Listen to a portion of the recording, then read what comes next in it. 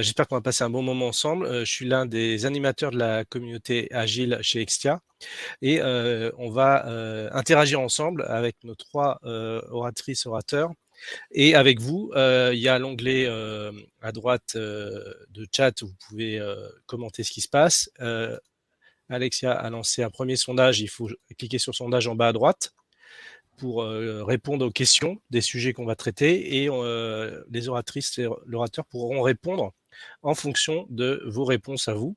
Et vous pouvez également cliquer sur le bouton questions, poser une question et voter sur les questions afin de faire monter les questions les plus intéressantes et on essaiera d'y répondre durant la soirée. Je vais tout de suite laisser la parole à Charline, Marie et Charles. Laisser se présenter et ensuite on va traiter des différents sujets. Vous avez déjà un premier sondage et je vous laisse la parole. Charline, nous t'écoutons. Bonsoir à tous, merci Extia pour cette invitation. Moi c'est Charline, je suis localisée à Nantes. Je travaille dans une autre SN qui s'appelle Valeriade. Et si je dois définir mon métier, je me définis comme agilitatrice, c'est-à-dire que je travaille autour des pratiques agiles, à 60% en mission, soit en tant que Agile Master, donc l'évolution du Scrum Master, puisqu'on ne travaille plus forcément qu'en Scrum aujourd'hui, ou en tant que coach agile, et puis à 40% en interne pour mon entreprise, autour de l'accompagnement de coéquipiers agilistes, et d'animation de tribus agiles en interne et en externe. Voilà pour moi. Marie. J'enchaîne. Donc moi c'est Marie, je suis Nextienne et je suis Scrum Master, Agile Master. Voilà, depuis un certain temps. Je suis aussi à Nantes et voilà à peu près les grandes lignes pour moi. Merci. Pour respecter la parité, on a pris quelqu'un qui était beaucoup plus à l'est. Charles, ton micro. Automatiquement. Voilà, effectivement, je suis très à l'est, je suis en Suisse. Je suis un ancien d'Extia. Je travaille maintenant pour une autre agence, donc en Suisse, et j'avais rencontré Fred quand on avait fait des événements en ligne en fait pour l'agilité au sein d'Extia. Et naturellement, j'ai décidé de continuer quand il avait des choses intéressantes auxquelles participer. Donc, je suis Scrum Master, coach agile, coach lean, coach design thinking depuis une douzaine d'années. Et j'interviens maintenant, évidemment, en tant que consultant dans diverses entreprises pour des projets toujours très intéressants avec beaucoup de challenges. Donc, ça m'a permis de voir pas mal d'éléments d'agilité et comme ça, je peux apporter quelques réponses de mon expérience ce soir. Avec grand plaisir. La première question qu'on vous a posée, c'est quoi pour vous le quotidien du Scrum Master ? Alors dans le public, on a une écrasante majorité des réponses, c'est aider l'équipe. Ensuite viennent ex aequo préparer des rétrospectives avec des Lego et de la pâte à modeler. Et j'ai toujours voulu le savoir, donc je pense qu'il y a une partie de l'audience qui veut découvrir ce rôle. Et donc je vous passe la parole pour c'est quoi le quotidien d'un Scrum Master, d'après vous, votre quotidien ? Je me propose de commencer. J'ai préparé une petite liste et on va voir s'il y a des gens qui font du calcul rapide entre vous de façon efficace. Alors la première chose qui prend énormément de temps, c'est les événements d'équipe évidemment, qu'on doit dans certains cas animer nous-mêmes et de toute façon préparer. Donc pour ça, j'ai noté qu'il y avait évidemment les daily qui sont normalement, quand on fait du Scrum, à peu près un quart d'heure par jour. Il se trouve qu'en ce moment, je coach 2 équipes, donc il m'arrive d'avoir 2 daily par jour. Je n'y vais pas tout le temps, mais ça fait facilement 2-3 heures de daily en fait par semaine. Ensuite, il y a l'affinage des stories, 2 heures par semaine à peu près. Le planning, 2 heures par semaine. 1 heure de review, 1 heure de rétro par semaine, pas par sprint, mais par semaine. Donc tout ça, ça nous fait 9 heures. Rien que pour la facilitation. La préparation, c'est un petit peu moins. Certaines cérémonies n'ont pas besoin d'être préparées vraiment beaucoup, d'autres un peu plus. Donc j'ai compté 5 heures de préparation sur une semaine, pas sur un sprint encore, pour les cérémonies. Ensuite, de la gestion de release, de la communication des releases, de la vérification de est-ce qu'elles sont bien comme il faut, est-ce qu'elles ont été rentrées comme il faut dans les outils, est-ce qu'elles sont visibles, etc., dans le bon statut, à peu près 2 heures par semaine. Les séances d'agilité par semaine, à l'échelle, 3 heures par semaine. Donc tout ce qui est Scrum au Scrum, meeting avec le programme management, les choses comme ça. Les séances de communauté, donc communauté de Scrum Master, communauté agile, communauté de développement, choses comme ça, 1 heure par semaine. La gestion des incidents, que je surveille quand même, c'est même si ce n'est pas moi qui résous les incidents, ni qui les crée, mais je regarde si tout est bien comme il faut. 4 heures par semaine.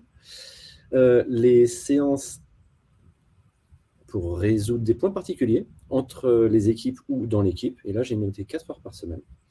Un peu de coaching des différents membres d'équipe, 2 heures par semaine. La communication, les questions, les améliorations diverses, c'est assez gros, c'est 6 heures par semaine. Donc là, j'ai des exemples comme organiser les voyages des gens offshore qui doivent venir nous voir de temps en temps, ou les équipes ici qui doivent aller dans les bureaux des équipes offshore. On a une stagiaire qu'on a accueillie, tout ça c'était cette semaine. Hein. On a accueilli une stagiaire, donc il fallait savoir dans quelle équipe allait la recevoir, comment s'organiser, tout ça. Le reporting, toujours à améliorer, enfin ce genre de choses. Et de temps en temps, les grosses réunions de planning trimestriel. Et là, on va voir qui est bon en maths. Sur une semaine de 40 heures, parce qu'on bosse 40 heures en Suisse, combien de temps il reste? Oui, moi, il y avait trop de calculs. Hein. Voilà, c'est ça. 4 heures, pas mal. Et il reste 5 heures, en fait. Et les 5 heures qui restent, c'est des cafés. C'est des cafés avec les gens. Parce que c'est comme ça qu'on en apprend, en fait, beaucoup plus que via les réunions officielles, via les outils. Et qu'on arrive à passer des informations aussi, à faire des mini-coachings. Il y a énormément de choses qui se passent au café. Et il ne faut pas négliger le café, ce n'est pas du temps perdu. Ce n'est pas forcément du temps de pause pour le Scrum Master, pas toujours. Donc voilà un peu comment s'organise une semaine d'un Scrum Master. Et beaucoup de tout ça, effectivement, ça revient à aider l'équipe. Charline, est-ce que tu voulais compléter par quelque chose ? Non, j'ai à peu près des semaines qui ressemblent aux tiennes, avec du coup une activité récurrente que j'arrive à prévoir à l'avance. Je pense qu'il y a aussi une grosse part d'activités un peu imprévisibles qui se cachent derrière le fameux éliminer les obstacles à la progression de l'équipe. Du coup, en fait, il y a des choses où on n'arrive pas à prévoir à l'avance et ça va aussi dépendre des contextes et des équipes. Et du coup, il va falloir intervenir rapidement.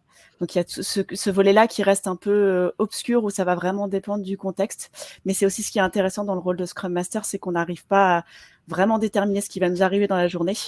Et du coup, il y a toujours un petit imprévu et des questions à se poser. Je sais pas si Marie, toi, tu avais des choses à compléter ? Ouais, je suis totalement d'accord avec vous. L'imprévu, c'est effectivement ce qui donne un petit peu de piment aussi à nos journées. Et oui, je suis totalement d'accord avec les cafés ou les thés qui sont très sous-estimés, mais ça apporte beaucoup de cohésion d'équipe qui est indispensable. Alors, je vois qu'il y a une question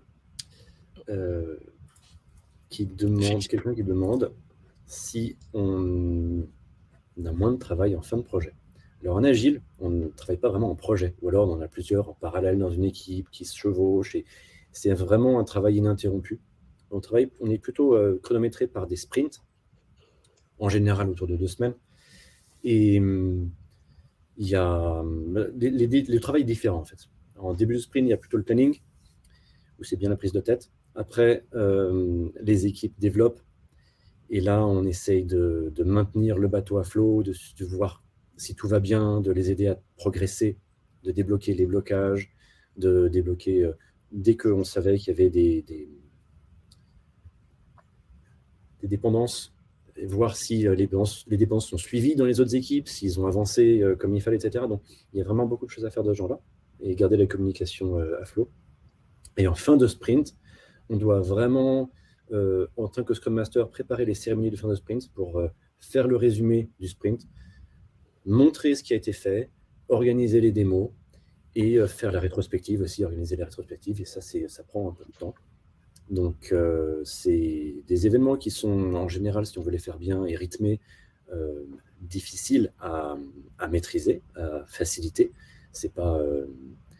moi, je sais que je sors de là assez excité et assez dynamisé et assez fatigué par la suite.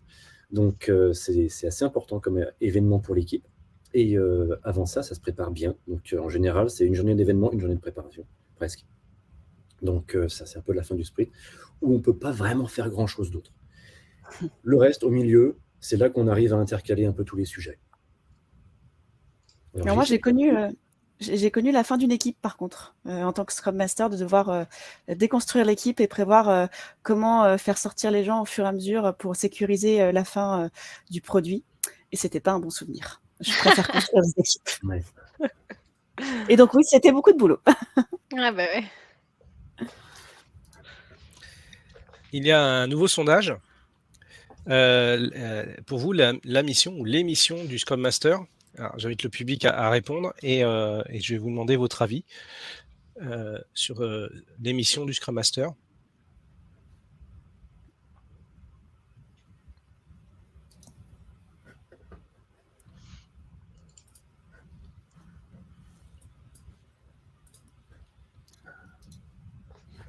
On prend la parole ou on attend le sondage Oui, On attend un petit peu encore. vous voulez commencer, je crois.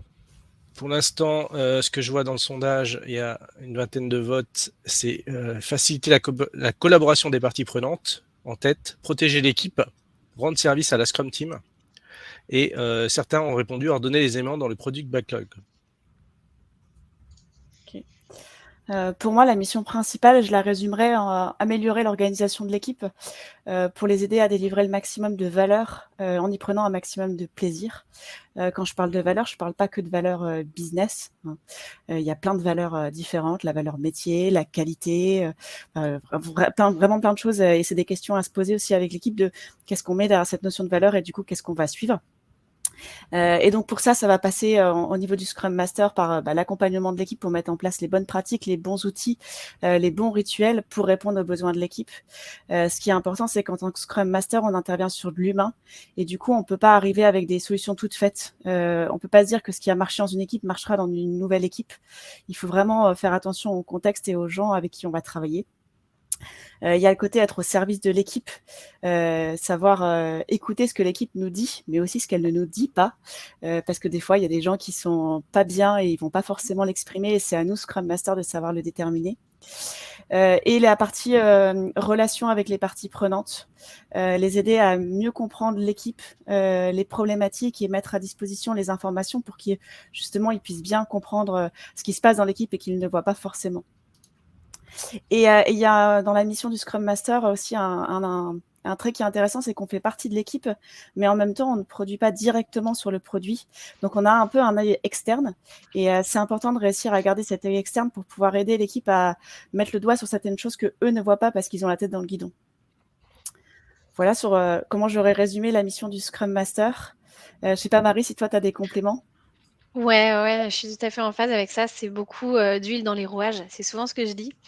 C'est vraiment s'assurer que la communication passe à tous les niveaux, que ça soit au sein de l'équipe, mais aussi avec toutes les parties prenantes. Et parfois, les dialogues sont compliqués parce que on peut avoir différentes parties prenantes, des gens du métier qui sont très loin de la tech, et des interlocuteurs, qui peuvent ne pas se comprendre parce qu'ils ne parlent pas le même langage. Et du coup, on est là pour mettre un peu les choses à plat et que tout ce petit monde-là arrive à discuter et à se mettre d'accord sur ce qu'ils doivent livrer, justement. Du coup, Charles, si tu veux rajouter quelque chose? Tout à fait d'accord. Suivant la maturité des équipes, en fait, la mission peut vraiment changer. On peut devoir vraiment les accompagner sur le framework, sur l'agilité en elle-même, les aider à leur montrer comment faire certaines choses et faire peut-être au début plus pour eux ce qu'ils auraient eux-mêmes dû faire mais qui ne sont pas capables de faire tout seuls. Et dans une équipe alors, qui est plus mature, eh bien, faire moins de choses parce que l'équipe est autonome, donc faire moins de choses opérationnelles, mais les guider à s'améliorer, les guider à faire mieux, à communiquer, à regarder ce qui se passe dans les équipes à côté, desquelles ils dépendent ou dont ils ont besoin. Et avoir des discussions en fait en plus haut niveau aussi sur les visions, sur leur raison d'être, sur ce genre de principe qui fait qu'ils vont naturellement mieux s'aligner, mieux collaborer. On a deux questions. La première qui a été posée, c'est en parlant de contexte, y a-t-il une grosse différence de gestion entre un projet de création et un projet de maintenance évolutive? Entre le build et le run, moi je le résumerai comme ça. Moi, j'ai jamais eu de projet intégralement en run. J'ai souvent des projets et de build et de run. Donc, de mon expérience, j'ai du mal à répondre. J'aurais surtout mis le contexte sur est-ce que c'est une équipe qui démarre ou est-ce que c'est une équipe qui a déjà l'habitude de travailler ensemble. Mais peut-être que Charles ou Marie, vous avez des expériences différentes. Alors, j'ai vu les deux, vraiment des équipes qui effectivement font les deux, du vraiment full DevOps, et des équipes qui sont vraiment partagées entre le développement, les évolutions et le run. Et en général, ils ne choisissent pas les mêmes outils, ils ne choisissent pas la même façon de travailler, parce que les équipes qui font vraiment du run n'arrivent pas à planifier quoi que ce soit. Donc là, il y a une grosse différence de contexte et qui justifie une différence d'outils en général et d'utilisation de framework.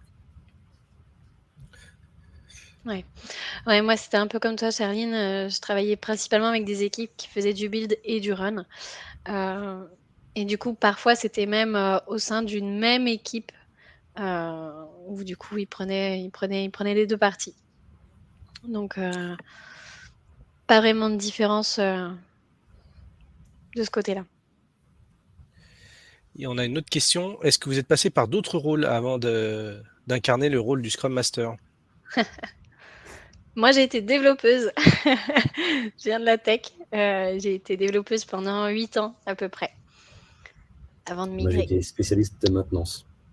Donc, maintenance sur des gros logiciels, dans des grosses infrastructures, pour du run. Et moi, j'ai été développeuse et analyste fonctionnelle, mais sur du cycle en V. Et encore une nouvelle question. Quels sont les outils utilisés plutôt en run? On parle de Kanban. C'est ce que j'aurais répondu. Ouais.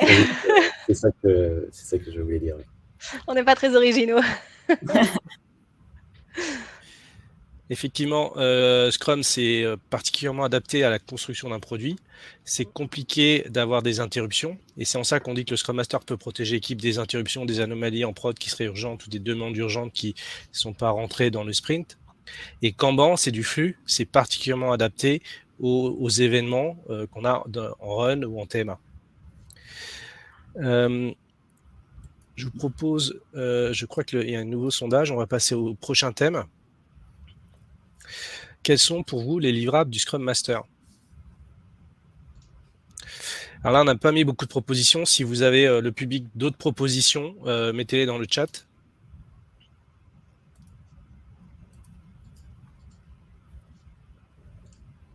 Je vous propose quelques propositions pour commencer à réfléchir. Déjà, on retrouve souvent je suis tout à fait alignée sur l'importance du café chez le Scrum Master, que ça permet d'échanger. Moi, je vois aussi beaucoup de Scrum Master qui, à l'inverse, passent trop de temps à discuter et ne laissent aucun écrit. Et je trouve que c'est important en tant que Scrum Master de laisser des écrits sur les différents rituels qu'on peut avoir. Donc, les bilans d'itération, les bilans des CR de rétro. L'idée, c'est que les informations doivent être accessibles par les gens extérieurs à l'équipe. Alors, pas forcément toutes les informations, il faut un peu modérer à qui on va partager. Par exemple, le CR de la rétrospective, quand je vais faire le CR, déjà, je vais le faire pour qu'il soit poétiquement correct parce qu'il y a peut-être des choses qui vont sortir en rétrospective qui ne doivent pas sortir telles quelles de l'équipe. Mais pour que le manager puisse y avoir accès aussi, parce que c'est important que les managers de l'équipe puissent voir un peu ce qui se passe dans les équipes et qu'ils puissent bien accompagner leurs équipiers sur leur carrière.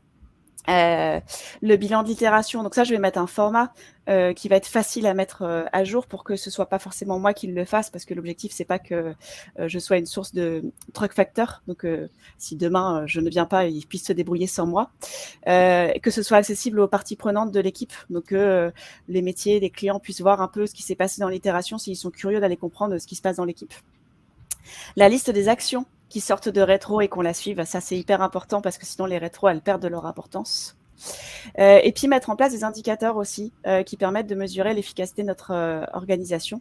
Donc là c'est plutôt quelque chose que je vais déterminer avec l'équipe. Après j'ai des choses que je mets en place peu importe l'équipe. Par exemple la satisfaction personnelle des équipiers, ça c'est vraiment quelque chose qui me tient à cœur parce que des fois je vais pas forcément le sentir et le fait de mesurer, je vais voir qu'il y a une petite baisse et donc je sais qu'il faut que j'agisse pour aider l'équipe. Je ne sais pas si, Charles, toi, tu as d'autres livrables que tu mets en place? Non, c'est à peu près pareil. C'est vraiment les livrables de l'équipe. Et puis, je m'assure qu'ils livrent bien ce qu'ils doivent livrer. Pour les rétrospectives, moi j'ai l'habitude de prendre les actions et les mettre dans le sprint backlog suivant. Donc au moins c'est sous leur nez, dans le même outil, et ils peuvent le gérer facilement. Mais effectivement, c'est super important de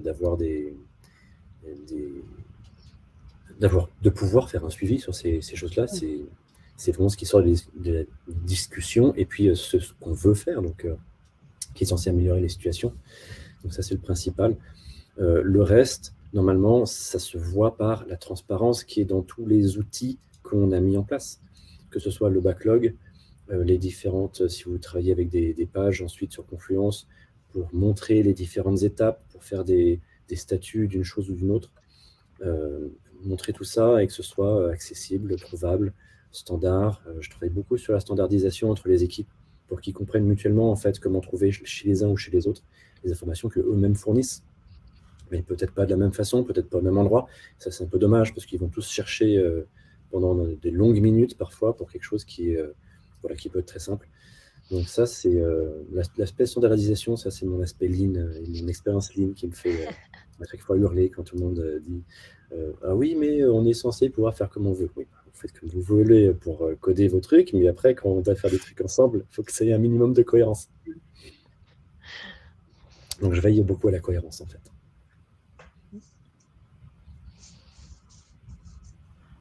Et ça se fait en changeant les outils, en apprenant les petites touches. Et c'est ça les livres, c'est ça mes traces en fait. Ouais, mais je suis d'accord avec vous, effectivement, garder des traces écrites, c'est important. Ça permet justement de gagner en transparence avec toutes les équipes.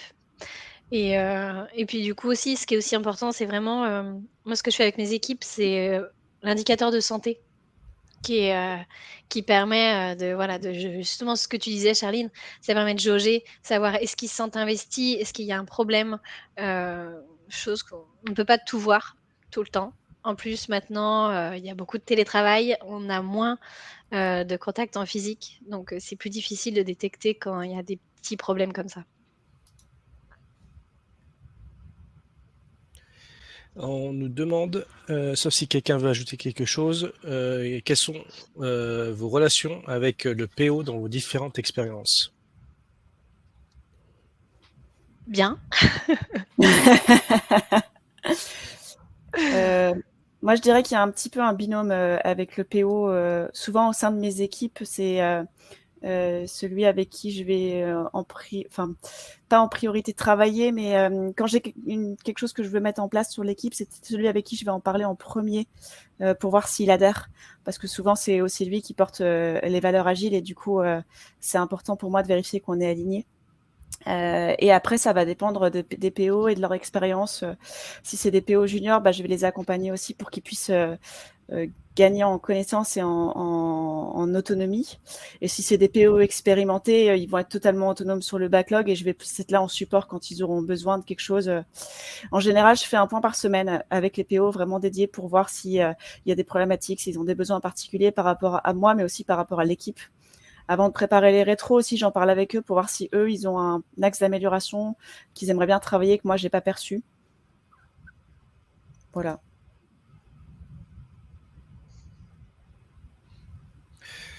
Il y avait une autre question dans le chat, pardon, sur la santé de l'équipe. Marine nous propose le squad health check. Est-ce que vous aussi, prendre la santé de l'équipe, veiller à la bonne santé mentale et psychologique de l'équipe, c'est quelque chose qui vous tient à cœur, et est-ce que vous avez des astuces ou des choses comme ça pour faire ça? Moi, je fais des sondages anonymes avec Klaxoon où je pose 3 questions.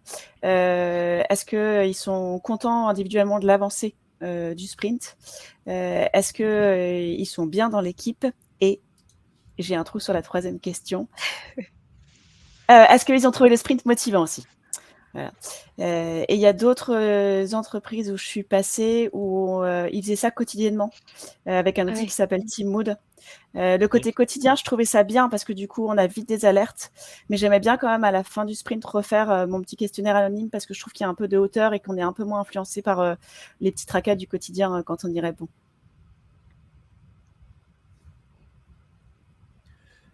Ok, merci. Il y a des équipes qui veulent faire ça, il y a des équipes qui ne veulent absolument pas le faire. Et c'est dur de... Il ne faut pas l'imposer, de toute façon. Mais c'est bien d'une façon ou d'une autre, arriver à évaluer la santé de l'équipe et leur motivation et leur morale. Donc, Moi, je Oui. leur explique aussi avant de le faire, parce que du coup, il y a le côté, le faire à chaque itération, ça peut paraître un peu redondant et ils peuvent ne pas voir forcément l'utilité. Mais en fait, si demain le moral de l'équipe diminue et je vais m'en rendre compte du coup au fur et à mesure en suivant l'historique de la note, parce que c'est ça qui est important, c'est l'historique. Je vais pouvoir aller voir les managers, les clients en disant, bah là, c'est un fait concret, on le voit, l'équipe elle est de moins en moins bien. Et donc du coup, ils savent pourquoi on le fait et je pense que c'est mieux adopté, enfin plus facilement adopté. Ouais, et puis Op ça peut permet aussi nous de relever des alertes en fait justement. Si l'équipe va pas bien, c'est peut-être parce qu'il y a un problème et du coup il faut creuser. Est-ce que c'est une question de pression sur les équipes? Est-ce que c'est une question, humaine? Ça peut être plein de choses. Alors, notre nouveau sondage, c'est quelles sont vos cérémonies préférées? Le sprint rétrospective arrive en tête, suivi du team building au bar. Je crois pas qu'elle soit dans le Scrum Guide. Le Daily Scrum, 22%, et ensuite on a la review, le Product Backlog Refinement et enfin le sprint planning qui est bon dernier avec seulement 3% des votes. Et pour vous alors?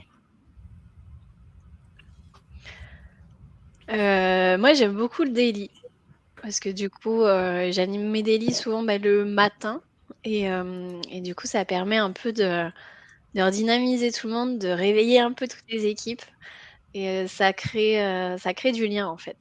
C'est pas mal. Et après, ouais, les rétrospectives, je pense que beaucoup de monde connaît. alors j'aime beaucoup la rétrospective parce que c'est vraiment là qu'on sort l'équipe de la mécanique en fait, de son quotidien et qu'on leur permet d'évoluer, d'avancer sur le sujet qu'ils choisissent. Ça peut être n'importe quel sujet, ça peut être technique, ça peut être organisationnel, ça peut être du développement personnel, ça peut vraiment aller loin. Donc ça, c'est un moment très important et qu'il ne faut pas négliger. Et je pense que ouais, j'adore cette cérémonie-là parce que c'est là que j'ai l'impression d'accomplir le plus. Moi, c'est le sprint planning. Non, je rigole. Non, je comprends que le sprint planning soit en dernier. Je trouve que c'est plutôt la cérémonie du PO. Le sprint planning, je suis plutôt là pour vérifier que tout se passe bien et que tout le monde est à l'aise. Mais finalement, je pourrais ne pas être là, je trouve. Enfin, j'ai pas un grand intérêt. J'aurais répondu la rétrospective aussi. Parce que c'est plus le côté préparation que j'aime bien, à chercher quel est le format et qui va un peu surprendre les équipes et qui va leur permettre de passer un moment sympa et qui va leur permettre de célébrer la fin de l'itération et qui va quand même être efficace parce que on n'est pas là juste pour s'amuser. Donc ouais, ce serait la rétrospective. Et le raffinement du backlog, il y a eu des échanges dans le chat sur cette cérémonie qui n'en est pas une, enfin qui n'est pas au guide. Est-ce que vous l'accompagnez? Est-ce que vous le faites régulièrement? Est-ce que c'est le rôle plutôt du PO et de l'équipe ou... Alors, c'est clairement le rôle du PO et de l'équipe. Je l'accompagne quand même pour m'assurer qu'il soit efficace. Pour un peu avoir un regard externe, leur demander de se bouger un peu quand ils pinaillent sur des choses qu'ils ont déjà discutées 100 fois. Ouais. Les faire accélérer parce qu'il y a vraiment, en général, beaucoup de choses à discuter. Et ils arrivent à s'enterrer dans des trous de lapin pendant 1 heure et c'est dommage. Donc, je les accompagne pour ça, en fait, pour les coacher, pour les dynamiser. Ouais, c'est Mais pareil pas de mon plus. côté.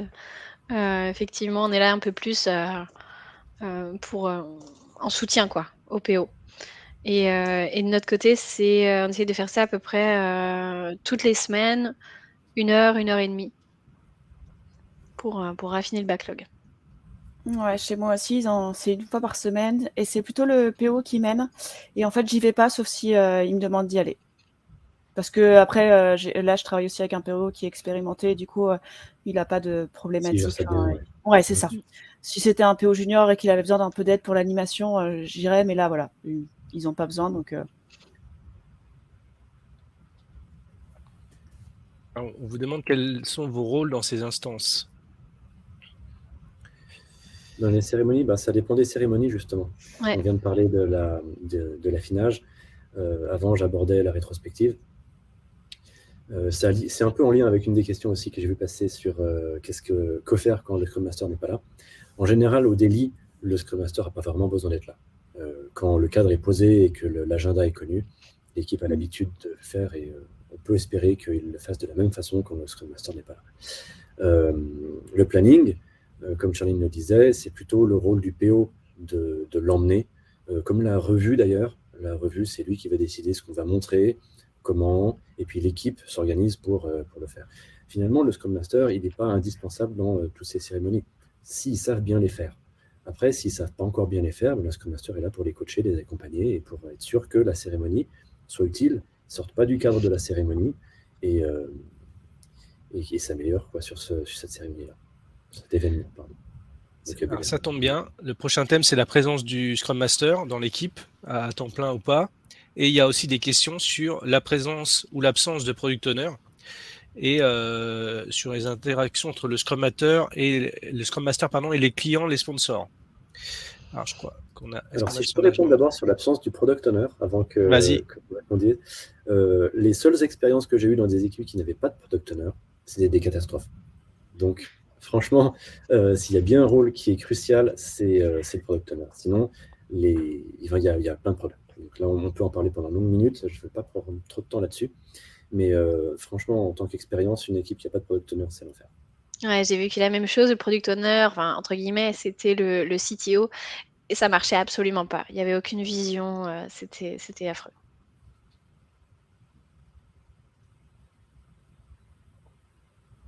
J'ai rien à rajouter, je suis tout à fait alignée.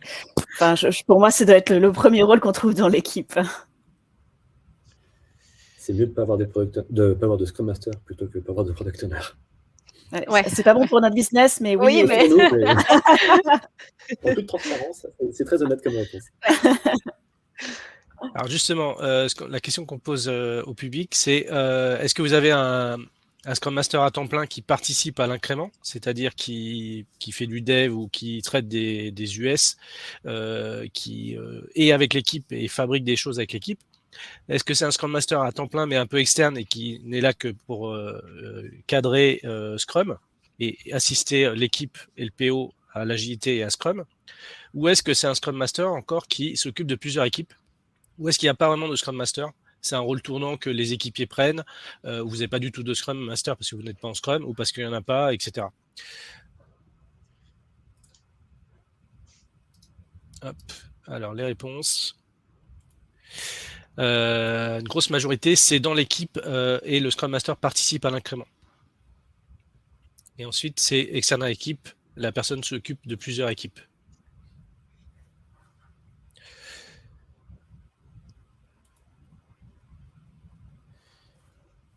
Et donc, de votre expérience... Alors, c'est ce que j'ai vu le plus, effectivement, des Scrum Masters qui sont dans l'équipe, qui sont un développeur, et puis qui sont Scrum Masters à 50%, ou moins dans certains cas, et qui, le reste du temps, codent. J'ai vu aussi des cas où le Scrum Master était un Scrum Master externe, enfin pas externe de l'équipe, mais qui ne participait pas à l'incrément, mais pour plusieurs équipes. Donc, qui faisait 50-50, ou 40-60, suivant un peu les besoins. Il y a quelques années, j'ai été au milieu d'une expérience assez intéressante où j'étais Scrum Master de 8 équipes et c'était nul. C'était complètement nul. J'avais le temps pour rien et puis voilà, j'ai vraiment pas servi à grand chose à part mettre en place quelques rapports et puis les guider vers l'autonomie. Mais... Donc là, en ce moment, j'ai la chance de commencer une nouvelle mission et j'ai commencé pendant 1 mois par être Scrum Master d'une seule équipe et j'ai trouvé ça génial parce que je voyais tout ce que je pouvais leur apporter et j'avais vraiment commencé à prendre des habitudes en me disant je vais pouvoir faire ça avec eux le mois prochain, etc. Jusqu'au moment où ils m'ont donné une deuxième équipe. Et là, ça devient beaucoup plus mécanique. On va beaucoup moins loin, on creuse moins et malheureusement, alors, ils s'y retrouvent aussi parce qu'on organise les 2 équipes. Donc, on leur coûte moins cher, mais ça vole moins haut.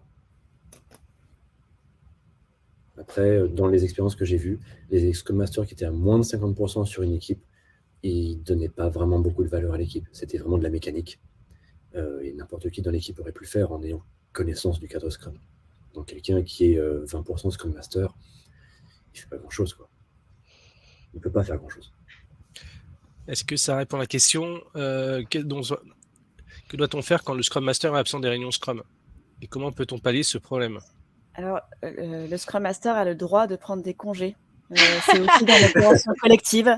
Et des fois, on prend 3 semaines de congé et les itérations continuent. Oui. Non, alors il y a un truc qui est important dans le rôle du Scrum Master, c'est aussi la gestion des compétences. Vérifier que les compétences, elles sont bien réparties dans l'équipe et que si demain, quelqu'un part en congé ou tombe malade, il n'y a pas de souci, on arrive à continuer à faire tourner le produit sans lui. Et ça marche aussi pour le Scrum Master. Il ne faut pas que le Scrum Master soit la compétence sur laquelle il y ait un point sensible. Du coup, moi, je mets en place des matrices de compétences où je mets aussi les tâches du Scrum Master et je vérifie qu'il y a des gens qui sont capables de me backuper. Et en plus, moi, je suis pas Scrum Master à 100%, donc je suis pas là tous les jours, donc il faut quand même que ça continue quand je suis pas là. Et donc, je m'appuie quand même souvent sur une personne de l'équipe pour me backuper plus. Par exemple, animer les rétros, je vais lui passer les infos dont il a besoin quand je suis absente. Enfin, je sais que cette personne-là sera plus à l'aise pour le faire, mais j'essaye de faire en sorte que tout le monde puisse prendre mon relais si je suis pas là. Ouais, je suis d'accord. C'est ce que je répète aussi à mes équipes, c'est que mon rôle numéro 1, c'est presque en fait me rendre totalement dispensable en fait, qu'il soit autonome. Donc Plus dans une posture de coach, de quelqu'un qui va faire grandir l'équipe et puis une fois qu'elle est assez mature pour s'occuper des cérémonies et faire sa petite vie, eh ben, on la laisse faire elle-même. J'ai jamais vu une équipe où on arrivait à se séparer totalement du Scrum Master. Ouais. Heureusement pour moi. Mais je pense qu'au début, quand l'équipe démarre et que les gens commencent à travailler ensemble ou commencent à travailler sur une organisation agile, il y a beaucoup de travail pour le Scrum Master pour mettre en place les bons outils qui va permettre à l'équipe d'être autonome. Donc, par exemple, le bilan de sprint, que le support il soit en place, il soit facile à remplir pour que après ce soit l'équipe qui puisse le faire et pas le Scrum Master. Et donc, pour moi, au début, il y a un gros besoin du Scrum Master et c'est là où c'est peut-être important d'avoir un Scrum Master à 100%. Et arrive un moment où l'équipe est plus mature et je pense que là, on peut diminuer un peu le temps du Scrum Master et ne pas avoir un Scrum Master à plein temps sur l'équipe. On a une question, c'est doit-il animer lui-même la cérémonie planning poker? Donc ça, c'est le planning dont on parlait tout à l'heure. C'est plutôt l'équipe et le PO qui en sont maîtres. Et il peut être là pour les dynamiser, pour être le gardien du temps, ce genre de choses. Et pour animer les séquences, pourquoi pas, de planning poker. Et leur proposer un outil, leur proposer une façon de faire. Mais s'il n'est pas là... En tant que facilitateur. Ouais. En tant que facilitateur, oui. Il n'y a pas de raison que s'il n'est pas là, ça n'arrive pas, en fait. Moi, quand je vais à ces réunions-là, j'y vais avec le but de vérifier que l'équipe est à l'aise avec l'estimation qu'elle prend. Que tout le monde a pu s'exprimer. Des fois, quand on fait des paniers poker, on sent qu'il y a des gens qui sont un peu hésitants et du coup, pas hésiter à aller leur poser leur question de je te sens hésitant, pourquoi? Enfin, des fois, il y en a qui n'osent pas trop s'exprimer et du coup, ça va être là notre rôle d'aller un peu chercher l'information. Mais sinon, c'est plutôt le PO et l'équipe en fait qui auto-anime ce rituel. Ouais, moi aussi c'est pareil et je m'assure à ce que les développeurs aient bien compris les besoins qu'exprime le PO. Parce que parfois, ça peut durer effectivement un certain temps et les devs commencent à décrocher. Et ça peut être l'occasion de remettre un petit coup de boost. Il y a beaucoup de questions. Notre dernier thème, ce sera quelles sont les compétences du Scrum Master. Il y avait une question sur les interactions entre le Scrum Master et le client, le sponsor ou les parties prenantes, le reste de l'organisation. Je dirais, j'élargis un peu la question. Qu'est-ce que vous pouvez nous dire là-dessus? Moi, je trouve que ça dépend des contextes. En fait, il y a des équipes où j'ai eu énormément de contacts avec le client et le sponsor, où on faisait un point d'avancement hebdo sans les PO. Alors, c'était plutôt un contexte compliqué. Il y avait une relation client qui était compliquée. Du coup, c'est peut-être pour ça que je suis beaucoup intervenue. Et là, l'équipe où j'interviens actuellement, je n'ai pas du tout de contact avec le client parce que le PO est très autonome et qu'il n'y a pas de besoin. Donc, ça dépend vraiment des contextes. Je n'ai pas de réponse toute faite.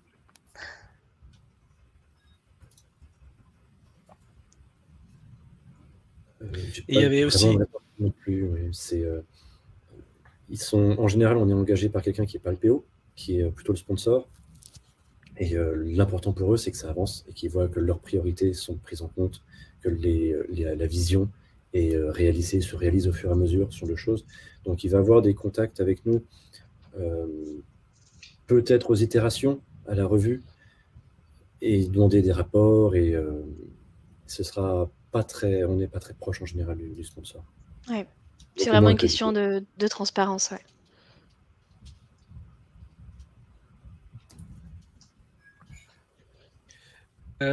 Merci. Et donc, il y avait aussi une question, c'était est-ce que vous avez déjà vu des gens qui incarné les deux rôles, PO, Scrum Master, facilitateur?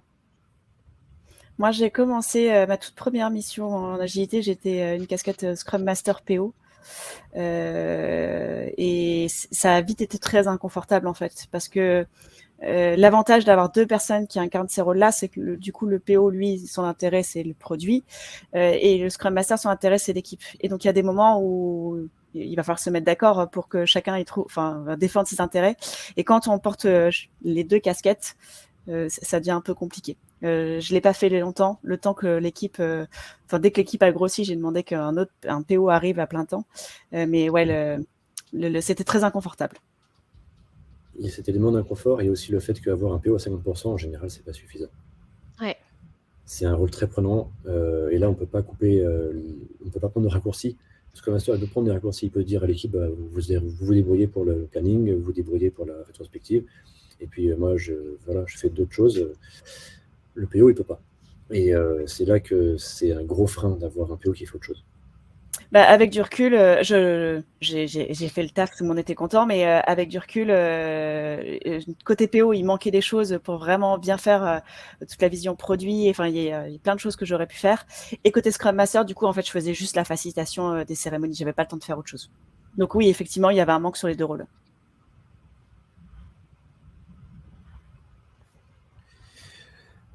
Alors, je garde une question pour la fin sur les inspirations pour renouveler vos rétros. Et il y avait quelqu'un qui avait une question spécifique parce qu'il aimerait déployer Scrum, j'imagine, chez son client ou dans sa vie professionnelle. Je vous propose d'évoquer, avant d'y répondre, les compétences qui font le bon Scrum Master, d'après vous. Pour moi, il y a l'organisation, être organisé, parce que du coup, on va intervenir au niveau de l'organisation de l'équipe, et si on n'est pas nous-mêmes organisés, ça va quand même être problématique. Une bonne communication, parce que du coup, on va beaucoup communiquer avec des interlocuteurs très différents, donc il faut savoir s'adapter un peu.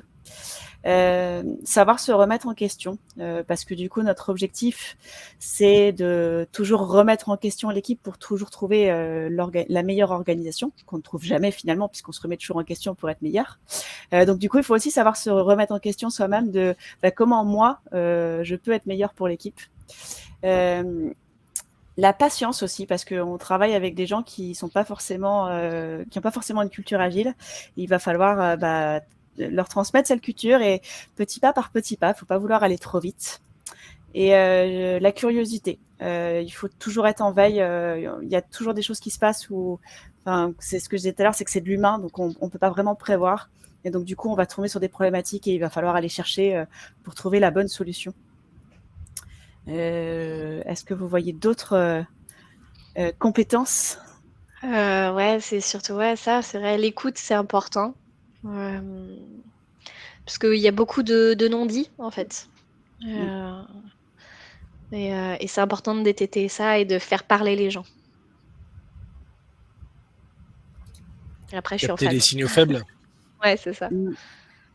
Ouais, vraiment comprendre tout ça, et puis réussir à négocier, en fait. C'est énormément de négociations. Ouais. Au sein de l'équipe, sur les priorités, entre les équipes. Leur faire comprendre aussi, faire comprendre à d'autres équipes la situation d'une certaine équipe quand elle est bloquée, et essayer d'activer leur empathie pour que finalement ils soient motivés à les débloquer en prenant en priorité leurs problèmes avant les leurs. Et tout ça, il faut le transmettre correctement, il faut réussir à le communiquer pour que ce soit fait de bon gré, en fait, dans la bonne entente, et avec la compréhension, et même avec la satisfaction finalement d'avoir aidé une équipe, d'avoir fait quelque chose au bon moment, et c'est bien organisé. Donc énormément d'organisation, comme tu disais, Charline, d'écoute, de talent de coaching et savoir rester neutre. Et savoir aussi gérer le feedback. Parce que parfois, on prend un message qui est pour l'équipe, mais on doit répondre d'une façon posée et d'une façon constructive. Et c'est pas forcément pour soi, même si on la reçoit soi-même. Et à l'inverse, quand on donne un message, c'est au nom de l'équipe. Enfin, c'est une situation un peu particulière quand même d'être un ambassadeur aussi. Donc, il y a un côté aussi, le côté moteur. Il y a des moments où c'est compliqué, il y a des gros incidents de prod et c'est pas marrant. Et en fait, nous, Scrum Master, il faut qu'on reste avec le sourire, qu'on reste motivé et qu'on y croit. Parce que si nous, déjà, on arrive dans la gueule et on n'y croit en plus, ça va pas aller avec l'équipe, ça va pas les aider. Donc, nous, on est obligé de toujours être un peu à fond, je trouve, Ouais, c'est vrai. au niveau du dynamisme. Sentir l'ambiance. Oui, Ouais. à fond, sentir l'ambiance. Il y a des moments où on peut leur demander plus et il y a des moments où il ne faut pas. Donc, tout ça, c'est de la sensibilité à développer.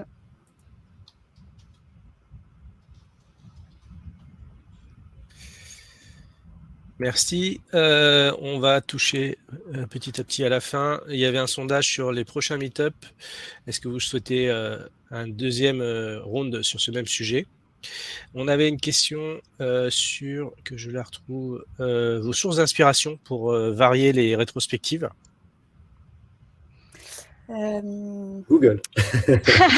Google, modèle de rétro, et puis je prends les images qui me conviennent. Ouais. Il y a toujours des suggestions. Moi, j'ai un bon site qui s'appelle Retromat. Je peux le poster dans le chat. Et en fait, c'est vachement bien. Il y a beaucoup d'exercices. Et c'est bien pour animer les rétrospectives. Il y a différents statuts. Moi, j'avais commencé quand j'ai démarré Scrum Master avec la lecture d'un bouquin que je vous mets dans le chat sur la rétrospective, où ils expliquent vraiment à fond la rétrospective. Et je pense que ça m'a beaucoup aidé parce qu'aujourd'hui, du coup, je vais créer des formats moi-même parce que du coup, j'ai ce plan en tête, je sais où est-ce que je vais aller. Et ça a vraiment été une source d'inspiration pour moi sur les rétrospectives. Je vous recommande de lire si vous posez des questions sur ce rituel. Et sinon, il y a les libérateurs de structure aussi que j'ai découvert il y a quelques années et je trouve hyper intéressant pour changer un peu les statistiques. Je vous mets le lien dans le chat aussi.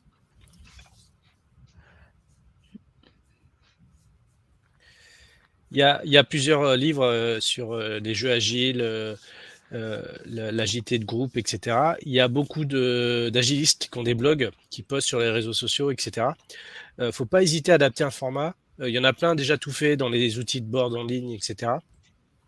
Faut pas hésiter à faire des quiz, à utiliser Kahoot, Klaxoon et les autres outils en cas pour poser des questions. J'ai vu Driss qui parlait de questions puissantes, c'est encore un autre sujet, mais on peut poser des questions rigolotes. C'est ce qu'on a essayé de faire là sur les sondages. On peut utiliser des jeux, des cartes à jouer si vous avez la chance de pouvoir les faire en présentiel. Faites-vous un jeu de société à un moment donné pour changer le format, changer le rythme, sortir à l'extérieur, aller dans un bar. Voilà, ce genre de choses. Je ne sais pas si j'ai oublié des questions. On vous demande quelle est votre pire expérience, la meilleure et la pire expérience que vous avez eue. Certains d'entre vous ont déjà répondu. Ma meilleure expérience est aussi ma pire, en fait. J'ai eu une équipe très, très compliquée. En fait, je suis arrivée sur une équipe où on m'a dit clairement que l'équipe, les gens voulaient démissionner. Et effectivement, il y avait une relation affreuse avec le client. Le client était vraiment pas facile, pas du tout dans une démarche agile et il fallait faire avec, malheureusement. Mais j'ai appris énormément sur cette équipe-là et j'en garde un super souvenir aujourd'hui. Moi, la pire, c'était une mission. Je suis arrivée en tant que Scrum Master. Et en fait, plus les jours avançaient, plus en fait, je faisais de l'agilité en V. Donc voilà, il y avait des deadlines, voilà, il n'y avait aucune confiance dans les équipes avec la direction. c'était assez toxique comme environnement. Du coup, c'était un peu la pire. Et au contraire, la meilleure, c'est un environnement de bienveillance en fait, où quand on lève les alertes, quand on dit attention ça, on va être hors délai si on fait pas quelque chose. Et du coup, les directions de programme sont ok, d'accord, c'est hors délai, donc on va décaler, pas de souci. Et là, c'était très confort.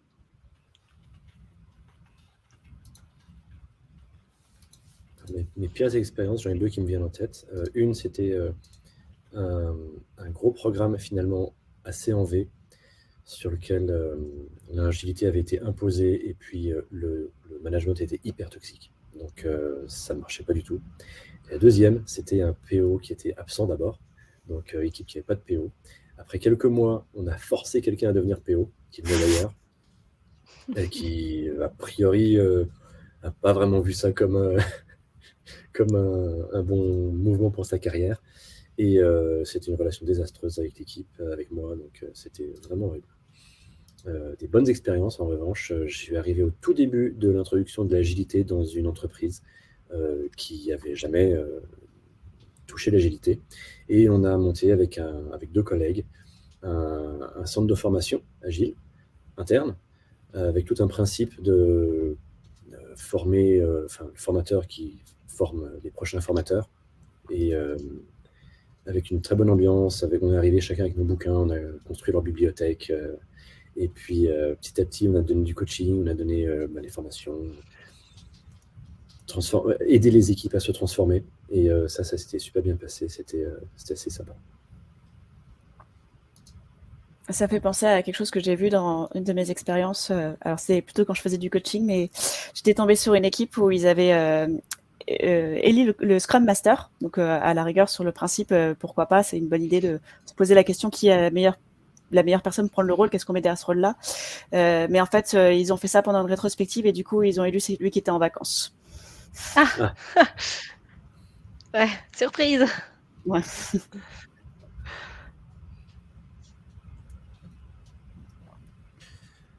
Merci beaucoup à toutes et à tous pour votre interaction, vos questions, les réponses que vous avez apportées. J'ai envoyé quelques blogs parmi beaucoup qui sont assez intéressants dans le chat. Merci pour ton partage de ton article, Charline. Merci encore à vous trois d'être venus. Aux Comet Girls qui ont en coulisses organisé l'événement.